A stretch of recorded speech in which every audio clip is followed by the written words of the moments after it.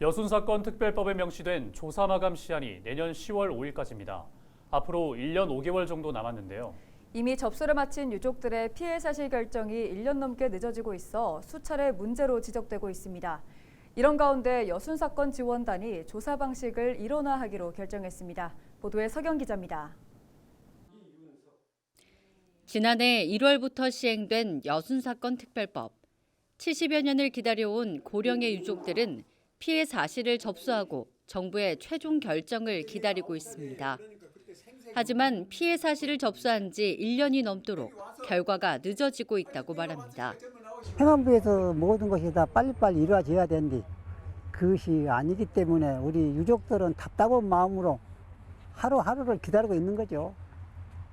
뭔 좋은 소식이나 올까 있을까 하고. 여순 사건 특별법에 명시된 조사 마감 시한은 2024년 10월 5일. 이날까지 모든 피해 조사가 마무리돼야만 합니다. 하지만 피해 접수 건수에 비해 여순 사건 중앙위원회 최종 결정 건수는 3.5%에 그치고 있습니다. 결정이 늦춰지고 있는 이유는 다양하지만 피해 사실을 확인하는 전문 조사관이 부족하고 조사가 이원화돼 있는 게 가장 큰 문제입니다. 예를 들어 여수에서 발생한 피해자의 유족이 피해 신고를 접수하면 여수에서 접수와 사실 조사가 이루어지지만 유족이 경기도에 살고 있다면 전라남도에 피해 신고를 접수하고 사실 조사가 이루어졌습니다. 똑같이 여수에서 발생한 사건인데 조사 기관이 다른 겁니다. 이런 문제를 해결하기 위해 전라남도 여순 사건 지원단이 조사 방식을 바꿨습니다. 접수 기관에 관계없이 사건이 발생한 발생지에서 사실 조사가 이루어지도록 일원화시켰습니다.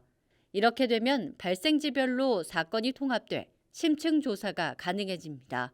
사실조사 체계 개편과 더불어 부족한 조사 인력 확충을 통해 조사, 심사, 결정 속도가 한층 빨라질 것으로 기대하고 있습니다.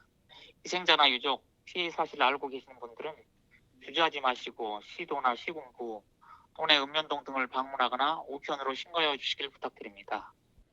사건 발생 74년째 헛헛한 마음으로 피해 결정 결과를 기다리고 있는 고령의 유족들.